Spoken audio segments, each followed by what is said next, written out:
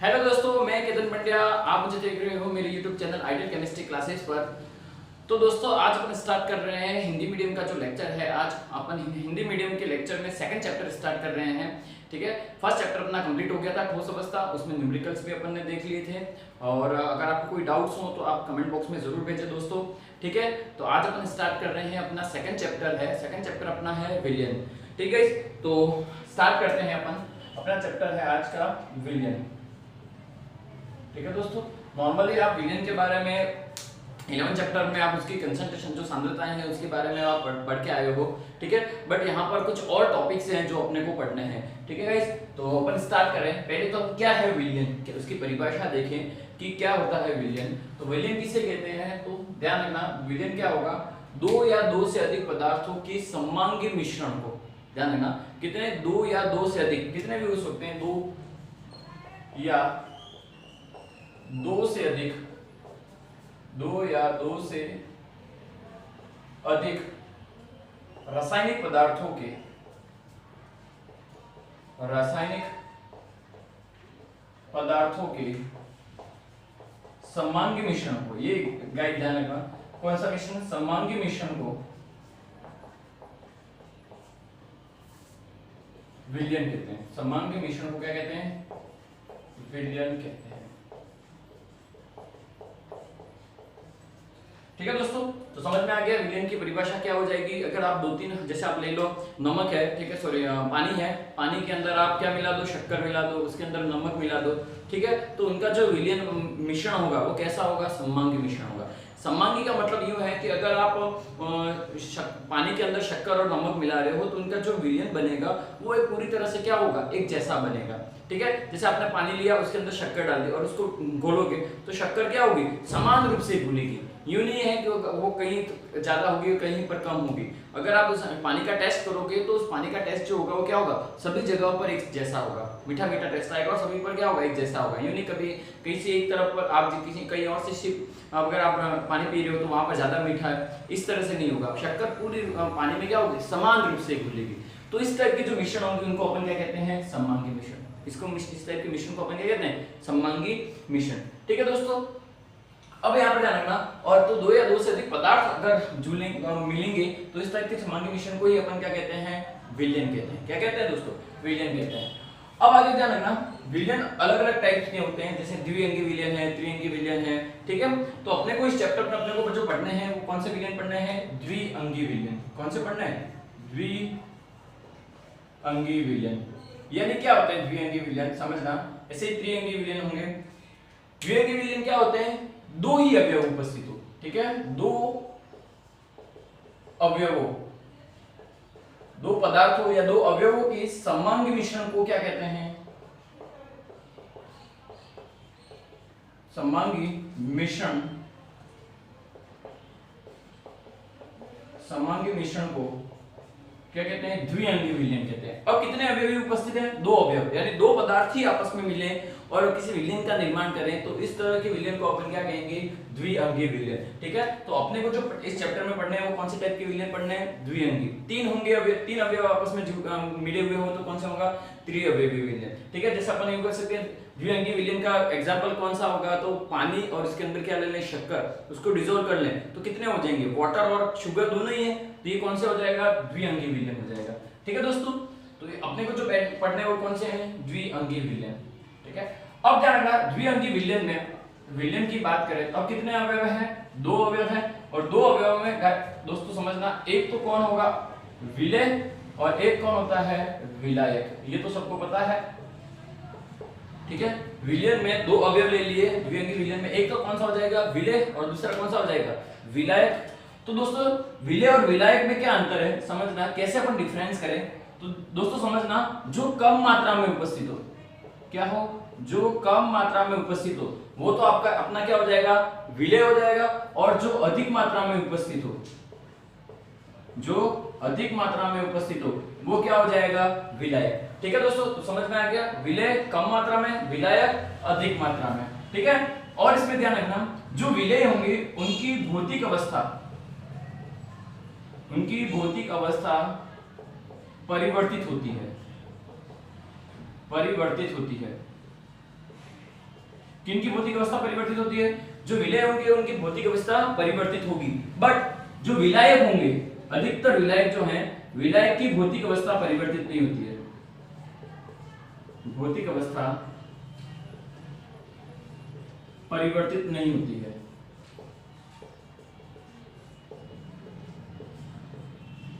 ठीक है, तो एक और अंतर याद रखना है। पहला तो क्या है, एक तो जो कम मात्रा में उपस्थित हो वो कौन होंगे? विलय, और जो अधिक मात्रा में उपस्थित होंगे वो विलायक। दूसरा ये कह सकते हैं जिनकी भौतिक अवस्था परिवर्तित हो वो कौन से हो जाएंगे? विलय। और विलायक जिसकी भौतिक अवस्था परिवर्तित नहीं हो वो कौन से हो जाएंगे? विलायक। ठीक है, तो इनसे इन दोनों को मिलाने पर किसका निर्माण होता है दोस्तों? विलयन का निर्माण होता है। किसका निर्माण होता है? विलयन का निर्माण होता है। ठीक है दोस्तों, अब ध्यान देना, अब आगे जो अपना टॉपिक है क्या है? विलय और विलायक। तो कम मात्रा में और अधिक मात्रा में। तो विलय जो पदार्थ है वो विलायक में कितनी मात्रा में घुला हुआ हो।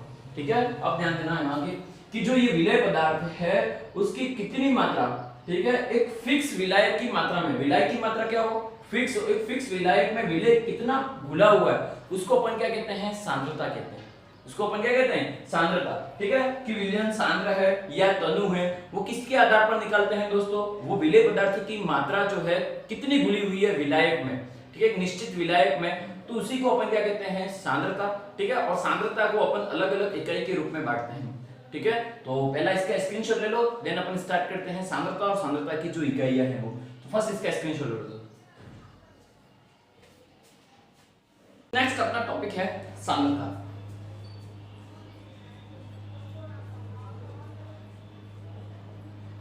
क्या है सांद्रता दोस्तों? अभी मैंने बताया, जैसे आपको बोले कि विलय पदार्थ जो होंगे वो फिक्स विलायक में कितनी मात्रा उपस्थित होगी, तो उसी को अपन क्या कहते हैं? सांद्रता। ठीक है, तो डेफिनेशन क्या हो जाएगी सांद्रता की? विलय पदार्थ की, विलय पदार्थ की, विलय पदार्थ की वह मात्रा, विलय पदार्थ की वह मात्रा जो एक निश्चित विलायक, एक निश्चित विलायक में घुली हुई हो, तो घुली हुई हो उसे सांद्रता कहते हैं। क्या कहते हैं दोस्तों? सांद्रता कहते हैं। ठीक है, तो सांद्रता किसे कहते हैं? विलय पदार्थ की एक निश्चित मात्रा किसमें घुली हो? विलायक में घुली हो, उसी को अपन क्या कहते हैं? सांद्रता कहते हैं। ठीक है दोस्तों, अब सांद्रता को अपन अलग अलग भागों में विभाजित करते हैं। उनकी इकाइयां जो हैं उसको मेजर करने के लिए, ठीक है, मापने के लिए उसकी अलग अलग इकाइयां हैं, जिसको अपन दो भागों में विभाजित करते हैं दोस्तों। सांद्रता की इकाइयों को अपन दो भागों में विभाजित करते हैं। ठीक है, सांद्रता को अपन मापेंगे किस तरह से, उसको अपन दो भागों में विभाजित करते हैं। एक तो है ताप निर्भर इकाइयां। ठीक है, कौन सी इकाइयां हो जाएंगी? ताप निर्भर इकाइयां। ठीक है, यानी जो ताप पर निर्भर करती है ऐसी इकाइयां, और दूसरी हो जाएगी ताप पर निर्भर नहीं करती है, अनिर्भर इकाइयां। ठीक है, यानी एक तो ताप पर निर्भर करेंगी और एक ताप पर निर्भर नहीं करेंगी। उनको दो भागों में अपन कैटेगराइज करते हैं। ठीक है, तो ताप पर कौन ऐसी इकाइयां जो ताप पर निर्भर करती है वो कौन सी है? ऐसी होंगी जो आयतन पर निर्भर करेंगी, जिसमें कौन सी टर्म यूज होगी दोस्तों? आयतन। ठीक है, और ऐसी इकाइयां जो ताप पर निर्भर नहीं करती है तो वो कौन सी होंगी? भार, जिसमें कौन सा टर्म यूज हो? भार। ठीक है, या यूं कह सकते हैं अपन, या तो भार यूं कह सकते हैं, ठीक है, जिसमें भार या द्रव्यमान यूज हो। ठीक है, तो वो कौन सी हो जाएंगी? ताप अनिर्भर इकाइयां। और जिसमें आयतन यूज होगा वो कौन सी हो जाएंगी? ताप निर्भर इकाइयां। ठीक है, तो अब इसके एग्जांपल लिखें तो कौन कौन सी इकाइयां हो जाएंगी? तो ध्यान रखना, पहला है आयतन प्रतिशतता। पहली इकाई जो कौन सी हो जाएगी? आयतन प्रतिशतता, जो कौन सी है? ताप निर्भर है। सेकंड है द्रव्यमान आयतन प्रतिशतता, द्रव्यमान आयतन प्रतिशतता सेकंड इकाई। थर्ड कौन सी है? मोलरता, इसको कैपिटल एम से डिनोट करते हैं अपन। फोर्थ है नॉर्मलता, नॉर्मलता किससे डिनोट करते हैं? कैपिटल एन से। ठीक है दोस्तों, नेक्स्ट है पार्ट पर मिलियन, पार्ट पर मिलियन पीपीएम, ppm। और ppm में भी दोस्तों दो टाइप की इकाइयां हैं, एक तो है वेट बाय वॉल्यूम और एक है वॉल्यूम बाय वॉल्यूम। ठीक है, ppm में भी कौन सी है, वेट बाय वॉल्यूम और वॉल्यूम बाय वॉल्यूम। तो ये इकाइयां जो हैं वो सभी कौन सी है, ताप निर्भर, यानी टेम्परेचर को अपन बढ़ाएंगे तो कुछ ना कुछ इन पर प्रभाव पड़ेगा। ठीक है, टेम्परेचर को अगर अपन चेंज करें तो इन इकाइयों में कुछ ना कुछ परिवर्तन होगा। ठीक है, क्योंकि इसमें कौन है, आयतन है।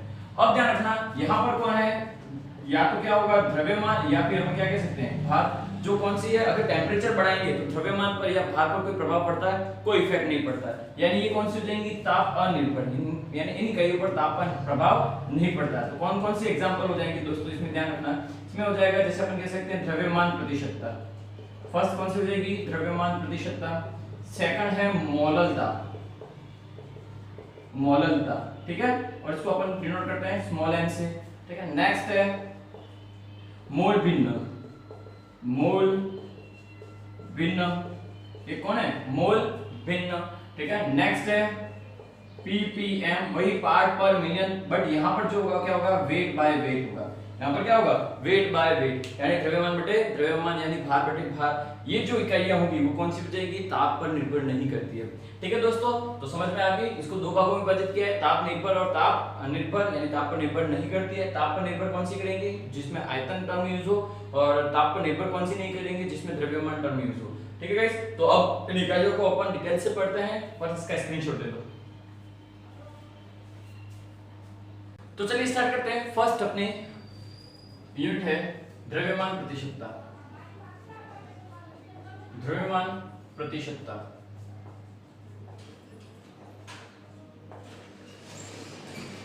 क्या है दोस्तों द्रव्यमान प्रतिशतता, तो समझना, फर्स्ट ध्यान रखना, यहां पर क्या हो जाएगा, विलेय पदार्थ की,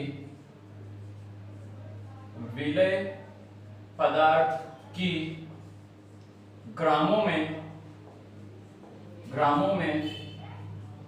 वह मात्रा जो 100 ग्राम विलियन में उपस्थित हो,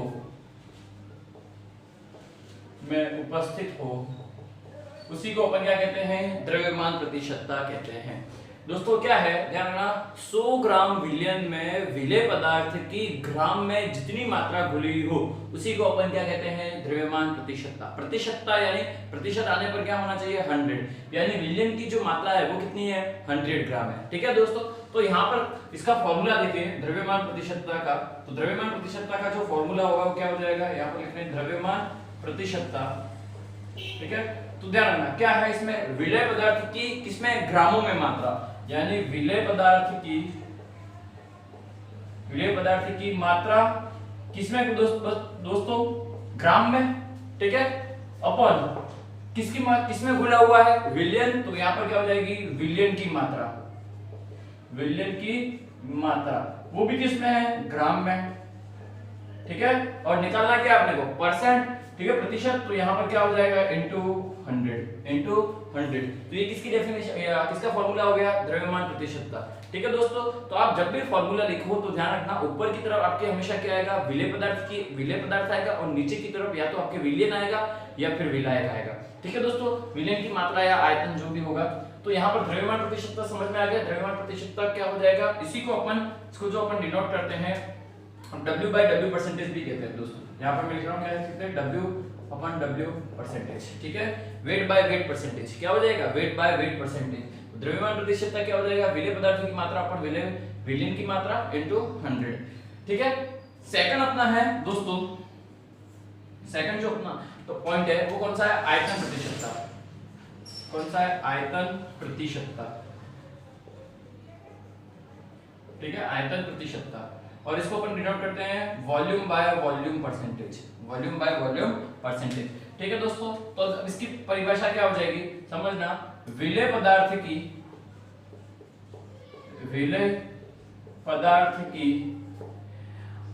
ml,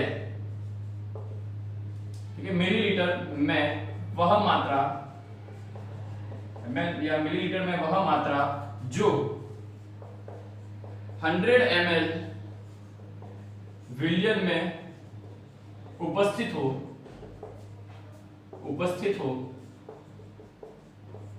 उसी को अपन क्या कहते हैं दोस्तों, आयतन प्रतिशतता। तो दोस्तों यहाँ पर ध्यान देना, यहाँ पर क्या है, विलेय पदार्थ की ml मिलीलीटर में वह मात्रा जो 100 ml विलियन में उपस्थित हो, 100 ml विलियन में उपस्थित हो। दोनों में अंतर क्या है, यहाँ पर द्रव्यमान है तो यहाँ पर क्या है, ग्रामों में मात्रा है, ठीक है, और यहाँ पर क्या है, 100 ग्राम है, ठीक है दोस्तों। और यहाँ पर आयतन है तो यहाँ पर क्या है, ml में मात्रा, और यहाँ पर कितने ml में उपस्थित है, 100 ml विलियन में उपस्थित है, ठीक है। तो अब फॉर्मूला क्या हो जाएगा, फॉर्मूला वही होगा सेम, बट थोड़ा सा अंतर हो जाएगा, वॉल्यूम बाय वॉल्यूम परसेंटेज क्या हो जाएगा गाइस, यहाँ पर क्या हो जाएगा, विलेय का आयतन, विलेय का आयतन किसमें है दोस्तों, ml में, अपॉन नीचे क्या आ जाएगा, विलियन का आयतन, क्या हो जाएगा, विलियन का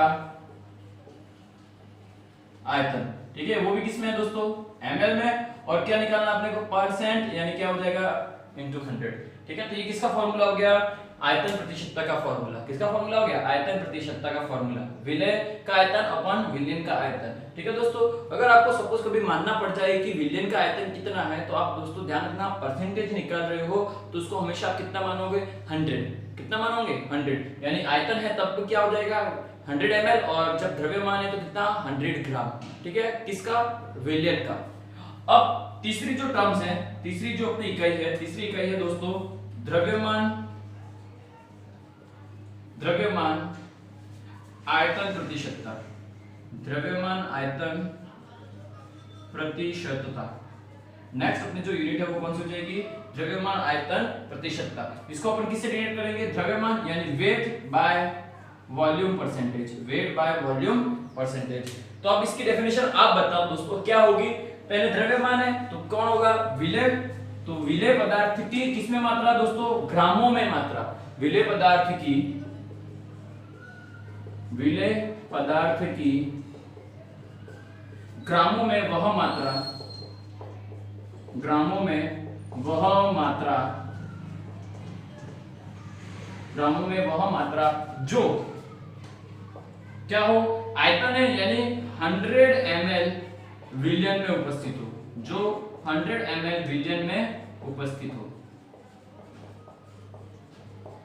100 ml विलियन में उपस्थित हो, ठीक है। तो इसको अपन क्या कहते हैं, द्रव्यमान आयतन प्रतिशतता, ठीक है दोस्तों। तो अब इसका फॉर्मूला देखिए अपन, वेट बाय वॉल्यूम का फॉर्मूला देखिए, तो दोस्तों ऊपर की तरफ हमेशा कौन आएगा, विलेय, और नीचे कौन आएगा, विलियन, ठीक है। तो ऊपर यहाँ पर बात करें तो विलेय की किसमें मात्रा है, ग्रामों में, यानी क्या हो जाएगा, विलेय पदार्थ का, ठीक है, विलेय पदार्थ का क्या हो जाएगा, द्रव्यमान या भार किसमें होगा दोस्तों, ग्राम में, ठीक है, विलेय पदार्थ की मात्रा किसमें, ग्राम में, और नीचे क्या हो जाएगा, विलियन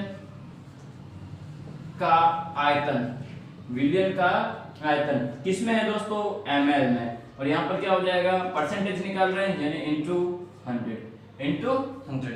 तो ये किसका फॉर्मूला हो गया, द्रव्यमान प्रतिशतता का फॉर्मूला हो गया। तो ये तीनों फॉर्मूले लगभग सेम ही है दोस्तों, तो समझ में आ गया। 3 इकाई अपन ने पढ़ ली सांद्रता की, कौन कौन सी इकाई है, द्रव्यमान प्रतिशतता, आयतन प्रतिशतता और द्रव्यमान आयतन प्रतिशतता, ठीक है दोस्तों। अब इनमें से कौन सी इकाई आपकी ताप पर निर्भर करती है और ताप पर निर्भर नहीं करती है, इस टाइप के क्वेश्चन आप बन सकते हैं। तो दोस्तों जिसमें भी आयतन होगा, ठीक है, जिसमें भी आयतन वर्ड यूज हो जाएगा वो कौन सी हो जाएगी, ताप पर निर्भर करेगी, यानी ये आयतन है और यहाँ पर भी आयतन है, यानी ये कौन सी हो जाएंगी, ताप पर निर्भर। और जिसमें भी द्रव्यमान हो, भार हो, वो कौन सी हो जाएंगी, ताप पर निर्भर नहीं करेंगी, यानी ये इकाई जो होगी वो ताप पर निर्भर नहीं करेगी, ठीक है दोस्तों। तो समझ में आ गया। तो यहाँ पर आपके ये जो 3 इकाइयां होगी वो कौन सी हो जाएगी, अपन ने स्टार्टिंग में 3 पढ़ लिए, इसका स्क्रीनशॉट ले लो, देन अपन और आगे इकाइयां पढ़ते हैं।